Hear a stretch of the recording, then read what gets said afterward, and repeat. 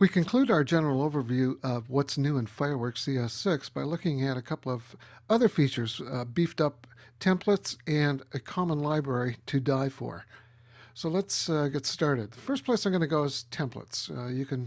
You can actually use templates to get yourself started and do accurate layouts, and there are a number of new ones in here.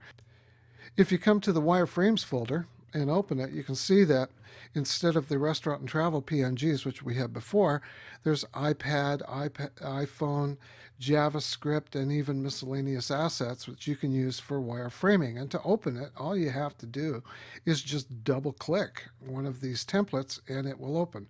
Let's take a look at the miscellaneous assets. So the miscellaneous assets will open. You can see that it's a massive document, 3,000 by 5,000 in size.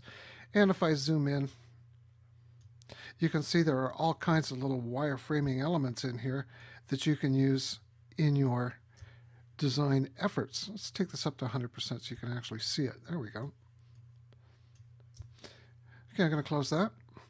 Another template you might want to take a look at is over here in the grid systems. All kinds of grids, 12 column, 8 column, 16, 24 column, 960 pixel grids. You got all kinds of them here. And if I open up a 12 column grid, you'll notice that it simply opens up 1040 by 1040. You can change the size and play with it. But the thing I just adore about working with these grids, let me take it up to 100% so we can see it, is you get the sidebars in here, you get your columns.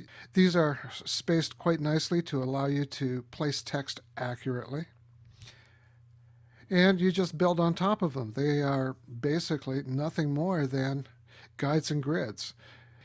And they just work in the background here. If I go to the layers palette, you can see that these are essentially locked in place, and they're nothing more than simple styles. So they're going to work quite nicely for you, and you can turn them off when you finish with them.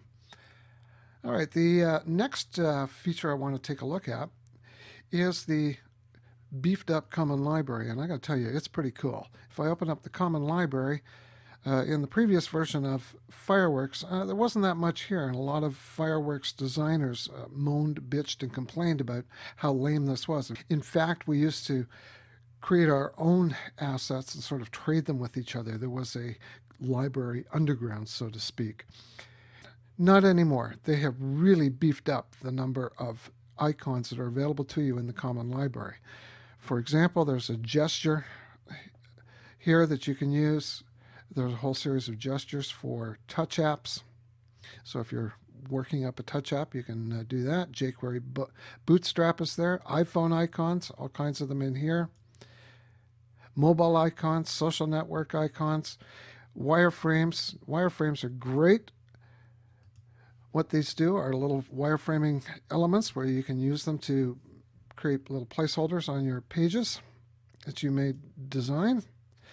But the ones I really like are the wireframes for iPad, iPhone, and Windows Phone 7. For instance, if I choose the wireframe iPhone, I can actually come down here, pick the phone frame black, and I now have an icon from the library of an iPhone, and this is the actual area that I can work in.